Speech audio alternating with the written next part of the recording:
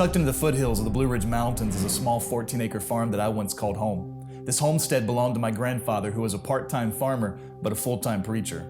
Most mornings you'd find him out in the fields dressed in his blue coveralls, riding an old Ford tractor.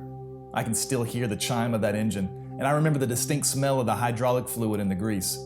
I loved riding in Pop's lap as he would manage that old Ford with an ease that comes after only decades of practice.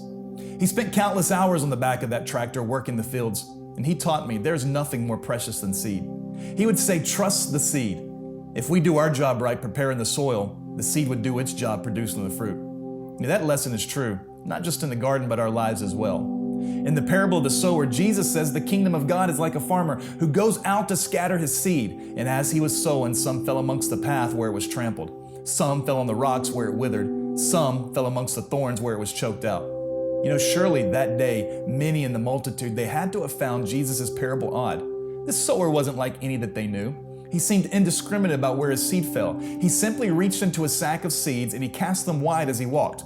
The seed fell in the path, the rocks, the thorns. Eventually, some found its way to the good soil. The immediacy that Jesus shares the fate of each seed, it implies that the sower even knew the outcome of the seed before he threw it. Yet he throws it anyway. Did he not understand how precious the seed was? Was he not concerned about the fruit? Who was this foolish sower? The idea that my grandfather would ever take seed and sow it outside the garden was ridiculous. He was a master gardener who knew that you don't waste your seed. It's too precious. Psalm 126:6 says, "Those who go out weeping, carrying seed to sow, will return with songs of joy, carrying sheaves with them." The picture painted by the psalmist is of a similar sower who looks over the dry, parched fields and he begins to weep. He must sow his precious seed, yet he has no guarantee that that soil will produce. Still, he sows, and he does so with much weeping, selflessly sacrificing in hope of a harvest. The multitude that day, they heard it all wrong. They didn't understand that Jesus was speaking of himself. He wasn't a foolish sower. He was a selfless sower. He refused to withhold that precious seed himself. He was the seed. His seed was his word, his very life, and he did what no one else would do. He selflessly sowed himself into the dry, parched ground of humanity. His seed wasn't sown in vain. For no seed is ever wasted in God's kingdom. His seed is imperishable. It always returns to him in the right season, at the right time, accomplishing exactly what he sent it to do. You, my friend, can trust the seed.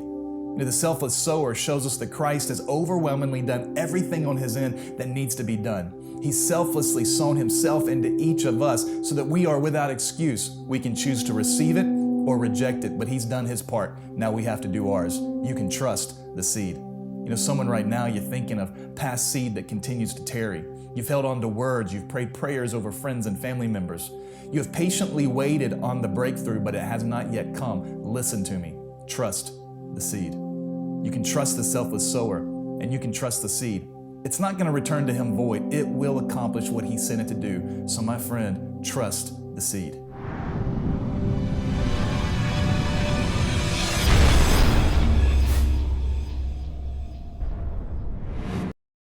This From the Secret Place was adapted from my new book, Receptivity. I invite you to pick up a copy today and unlock a lifestyle of hearing God's voice.